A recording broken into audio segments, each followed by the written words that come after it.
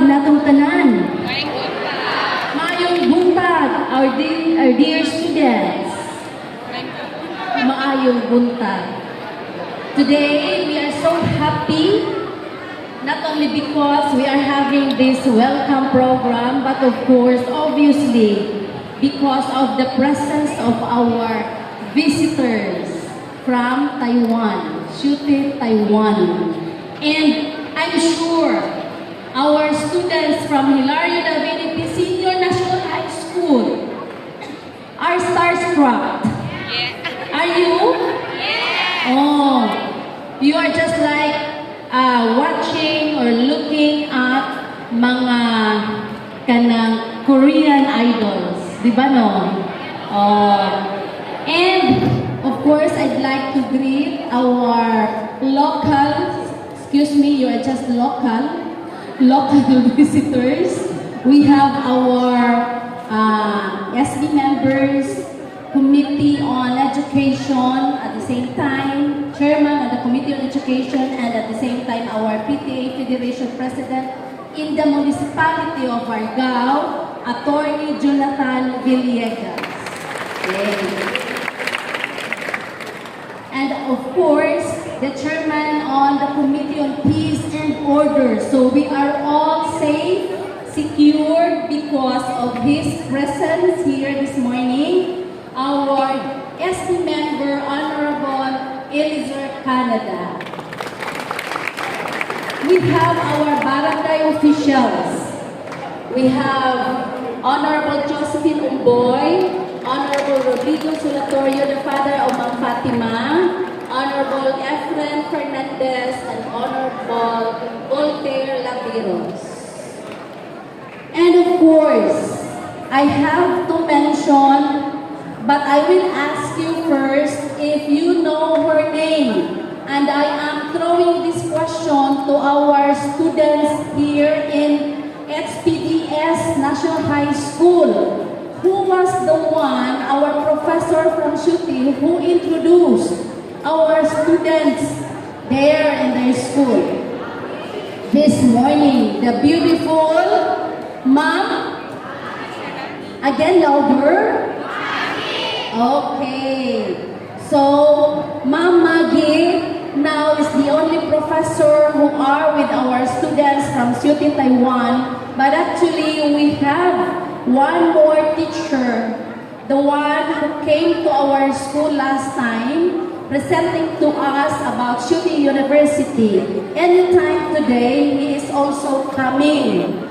He is Mr. Mar O'Neill Buo. Mr. Mar O'Neill Buo.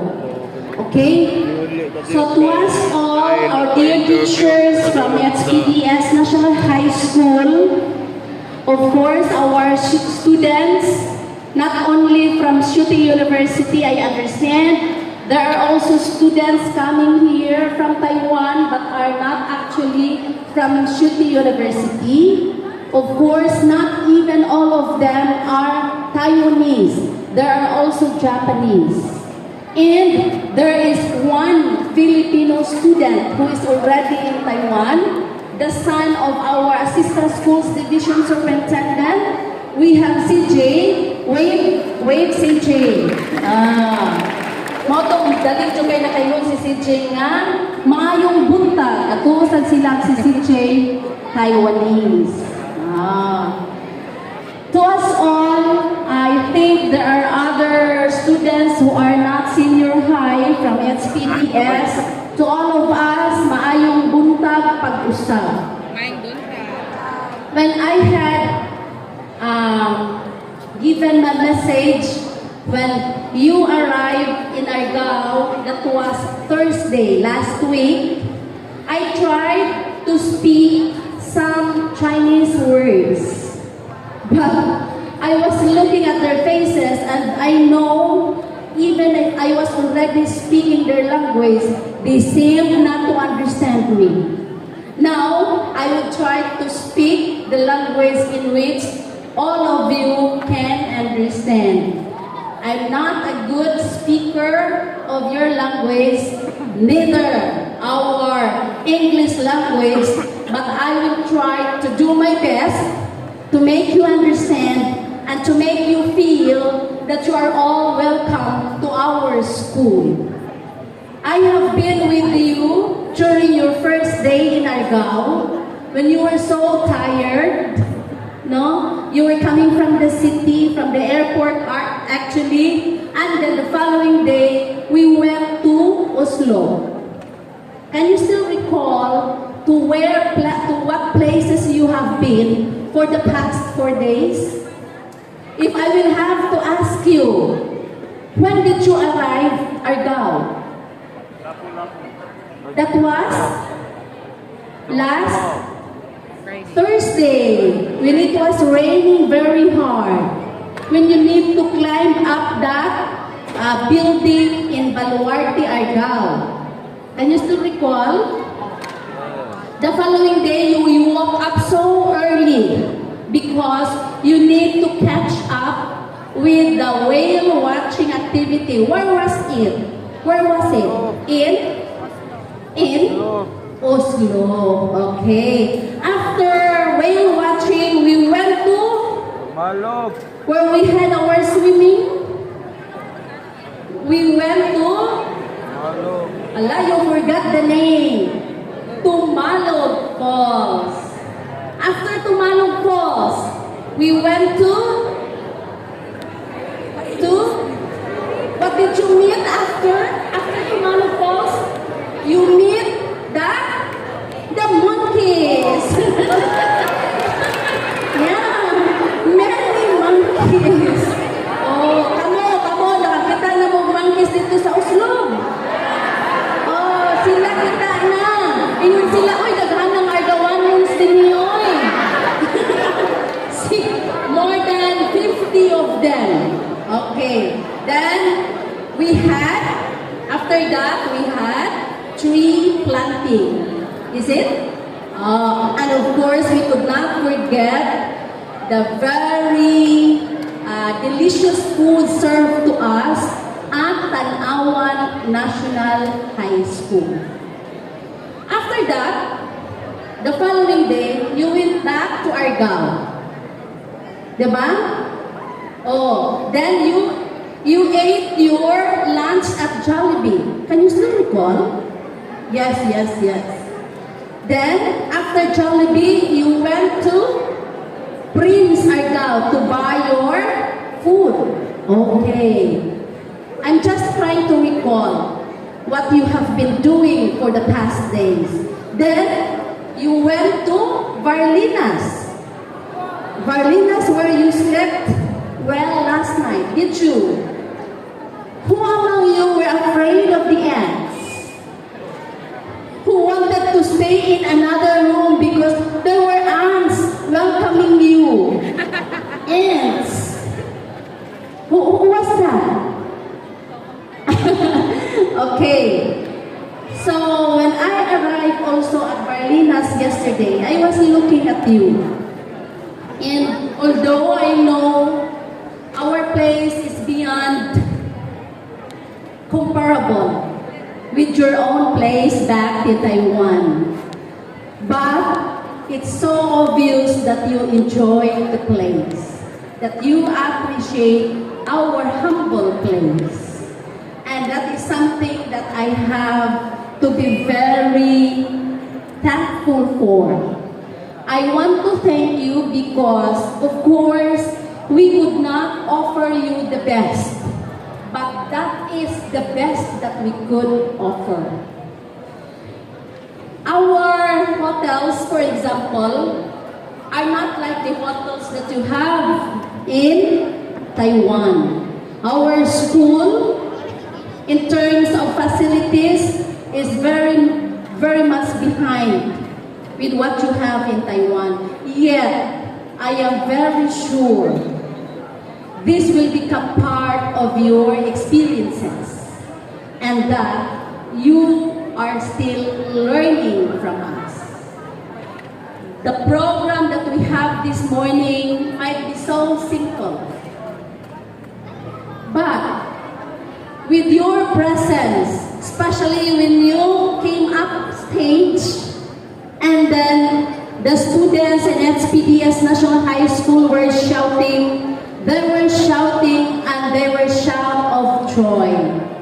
And if you are learning from us, it is very sure that our students, including us, are also learning from you. And that's the essence actually of our learning tour. As what Ma'am Andales has told you in her message on your arrival at Argao, she was hoping that you will have a nice stay in Cebu and that you will have a fruitful and memorable stay in Argao, in Oslo, and now very specifically in Kulawin National High School before, but now we have to inform you this is Kulawin National High School before because the name of the barangay is Kulawin. The name was just changed, I think earlier this year, from Kulawin National High School to Hilario P. Davide Senior National High School. Hilario P. Davide is actually the founder of this school. Okay? And you can read about his life in some books, Filipino books actually. So, my dear friends, I will not be talking so much, but before I turn over this microphone, I'd like to express my gratitude to our LGU officials. The mayor is not around, but of course, we would like to convey our message of gratitude because since day one, they have been providing us, one, with the vans that we have. Yeah, that's owned by our LGU. The drivers, thank you so much. Kapondo, o kinsa pa ng mga kuyong karon. Of course, attorney, kanang cons. We are also being provided with food. The mayor has to know that all of them are very grateful. That Ed family is so grateful because according to Ma'am Luares, they don't get this kind of support, this kind of accommodation in other municipalities. They are also trying to accommodate or trying to plan for your accommodation, but it's different in Argao, and we are so proud of that. At least, although we have limitations, although we have our lapses, yet Ma'am Luares is able to appreciate what we have done and what we are trying to do just to ensure that you are taken care of in our place. Again, I have to assure you that your presence in Argao, in our place, is a blessing to us. Your presence gives us so much inspiration, and we are hopeful that this partnership that we have started between DepEd, Cebu, and Shu-te University will have to go a long way in making our students in this school and from other schools benefit. There is a long way to go, yet I am very hopeful and positive that wherever this partnership will go, there are always Argawan learners who will benefit from this. And hopefully, our partner students also will benefit from this activity. Though we have minimal resources, yet there is still something to be learned. And we want you to be happy, to recognize, to realize that you are so fortunate to be studying in Shu-te University. Hopefully, you will be graduating from Shu-te University and other universities, but you won't forget the Philippines, specifically Cebu, and of course, the Hilario PWD National High School, where you are loved and you are of course offered the warm welcome that we only offer to people like you. Thank you so much. God bless and have a nice day in our school. And for the rest of the days that you will be with us, please always feel comfortable. Sir Pinyol, who had been with you since you arrived at the airport until now, serving you like a father. I hope you will never forget him. Oh, will you forget Sir Pinyol? No, because he loves you. Thank you again and good morning.